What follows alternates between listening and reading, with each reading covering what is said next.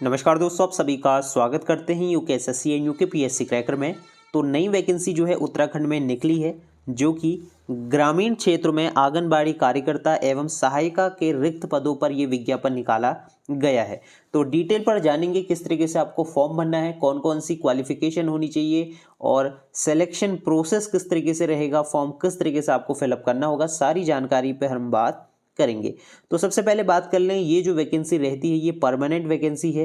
मतलब जब तक आपकी उम्र 60 साल तक नहीं हो जाती तब तक आप इसके लिए मतलब जॉब कर सकते हैं। आप चाहें तो बीच में छोड़ भी सकते हैं, लेकिन अगर चाहें तो 60 साल तक परमानेंट ये वैकेंसी रहती है।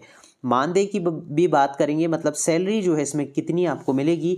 साथ में इसमें जो है इंसेंटिव वगैरह भी मिलता है, क्योंकि अलग अलग जो प्रोग्राम रहते हैं उनके इंसेंटिव मिलते हैं आपको। सैलरी भी आपको इसमें ठीक ठाक जो है काम चलाओ मिल जाती है। तो यहाँ पे अगर आप देखें तो इसके जो फॉर्म हैं वो आवेदन आप लोग कल से कर पाएंगे 2 जनवरी से, और इसके साथ ही 31 जनवरी तक इसका जो है फॉर्म फिलअप कर सकते हैं आप लोग। और इसके फॉर्म भरने की सारी जानकारी आपको हमारे चैनल में मिलेगी। तो चैनल को मेक श्योर आप सब्सक्राइब कर लें, क्योंकि स्टेप बाय स्टेप आपको प्रोसेस बताएंगे कैसे आपको फॉर्म फिलअप करना है, और जो फॉर्म आपने फिलअप करा है उसको ऑनलाइन कैसे जमा करना है। साथ में उसकी जो हार्ड कॉपी है वो आपको जो पहुंचानी है मुख्यालय, जो कि है बाल विकास मुख्यालय विभाग है, वहाँ पे भी आपको इसकी हार्ड कॉपी देनी होगी। तो यहाँ पे अगर हम देखें तो किस तरीके से इसमें कौन कौन से दस्तावेज आपके पास होने चाहिए, यहाँ पे आप लोग देख सकते हैं।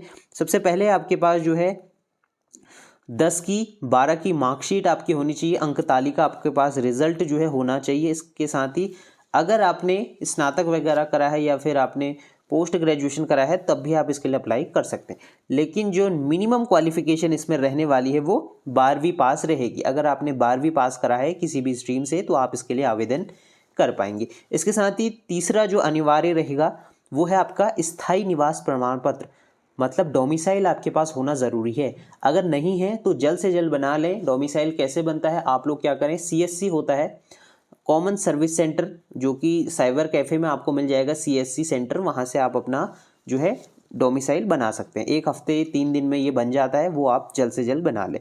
इसके साथ ही चौथा पॉइंट है आपके पास परिवार रजिस्टर की नकल होनी चाहिए। तो उसकी नकल आप लोगों को निकाल लेनी है, पटवारी से निकाल सकते हैं या फिर CSC से, ये सारी चीज़ें जो है हो जाती हैं। और यहाँ पे जो है आपका ग्रामीण क्षेत्र में अगर आप हैं तो वहाँ पे निकालना है, इसको अनिवार्य है, तभी आपका चयन होगा। इसके साथ ही अगर आप कोई आरक्षण लेते हैं EWS SC ST OBC का, तो उनके लिए जो है आरक्षण प्रमाण पत्र होना ज़रूरी है, और साथ में वो रिन्यू होना चाहिए अगर आप OBC के हैं या फिर EWS के, क्योंकि जो पोस्टें रहेंगी उसमें अलग अलग जो है विभागों में रहेगा, मतलब अलग अलग जो आपका रिजर्वेशन है वो मिलेगा। EWS की अलग रहेगी, SC ST की अलग रहेगी और OBC की अलग रहेंगी।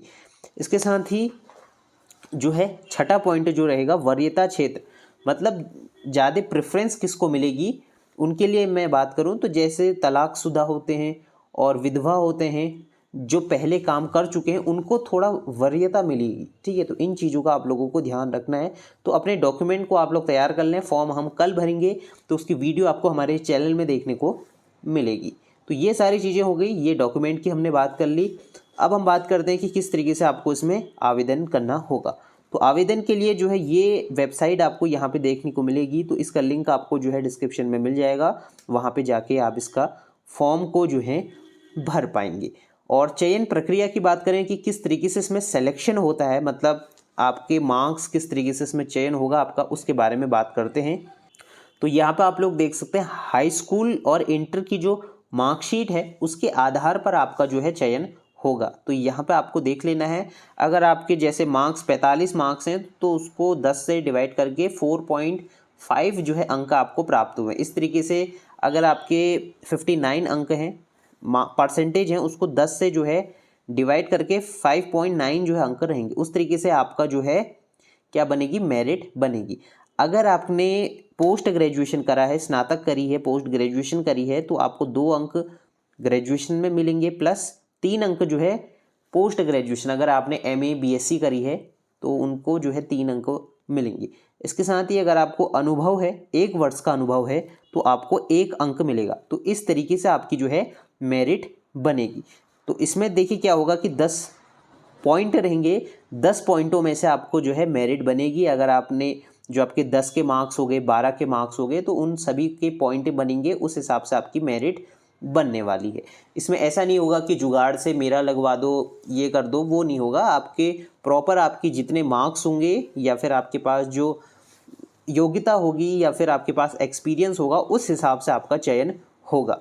तो इसमें किसी भी प्रकार का जुगाड़ का जो है नहीं होगा, ठीक है। तो यहाँ पे आपको मेरिट के बेस पर जो है इसमें चयन आपका होने वाला है। तो इसके बारे में डिटेल में अगर आपको कुछ भी दिक्कत लगती है तो आप कमेंट बॉक्स में ज़रूर कमेंट करें, उस हिसाब से आपको और डिटेल पर हम आपको जानकारी प्रोवाइड करा देंगे। तो इसमें जो सिलेक्शन होगा, जो कमेटी बैठेगी, मुख्य विकास अधिकारी इसमें रहेंगे, जिला शिक्षा अधिकारी रहेंगे, जिला समाज कल्याण अधिकारी रहेंगे और जिला अधिकारी द्वारा ये सारी चीज़ें जो हैं प्रोसेस की जानी हैं। तो ये सारी होगी। एज की बात कर लें, एज इसमें जो है कितनी आपको देखने को मिलने वाली है। तो आयु सीमा अगर आप यहाँ पे देखें तो अनरिजर्व के लिए 18 से जो है 35 साल, ठीक है। तो 18 से 35 साल तक आप इसके लिए आवेदन कर पाएंगे।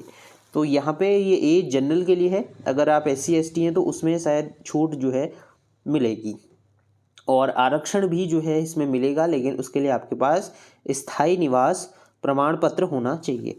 तो देखिए वरीयता की मैं बात कर रहा था, जो 6 पॉइंट आपने देखा, तो इसमें अगर आप कार्यकर्ता हैं, सहायिका हैं, तो आपको जो है वरीयता मिलेगी। अगर आप पूर्व में काम करा है, जॉब करी है, तब भी आपको वरीयता मिलेगी। अगर आपने छोड़ दिया था तब भी आपको मिलेगी। विधवा और तलाकशुदा को भी इसमें जो है प्रेफरेंस मिलने वाली है।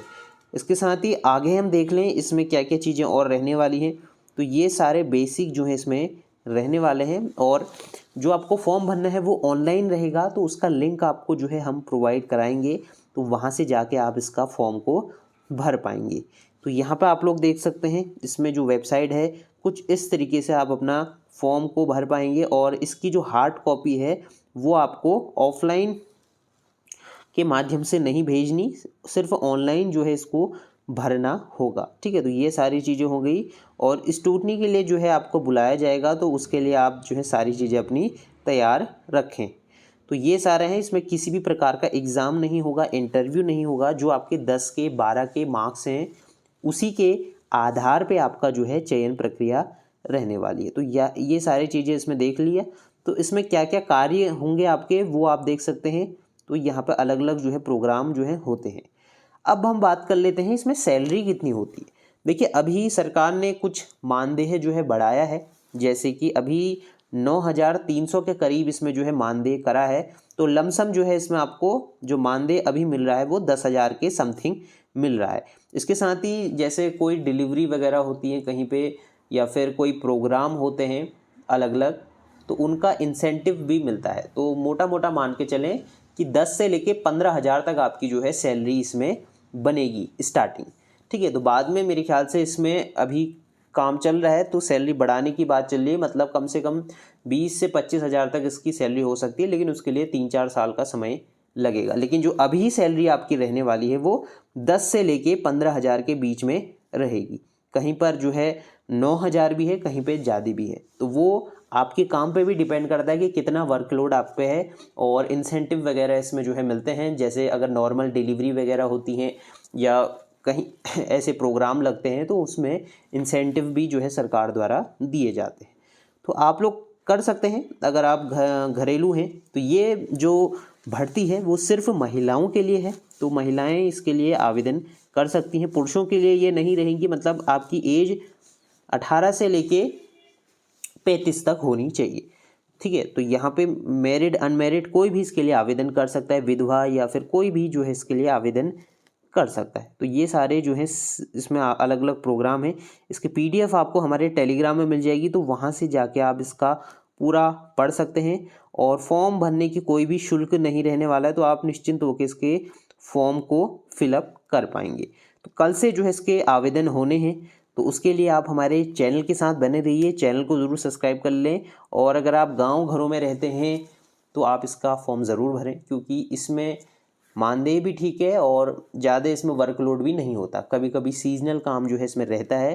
तो आप कमेंट बॉक्स में ज़रूर बताएं कि आप कौन से जनपद से इसका फॉर्म भरना चाह रहे हैं, क्योंकि ये वैकेंसी जहाँ पे आपका गांव है, जहाँ पे आपका एड्रेस है, वहाँ पे ही आपका जो है चयन प्रक्रिया होगी। तो मिलते हैं नेक्स्ट वीडियो में, तब तक के लिए बाय बाय। तो सभी को नए वर्ष की शुभकामनाएं और ये साल आपका मंगलमय हो।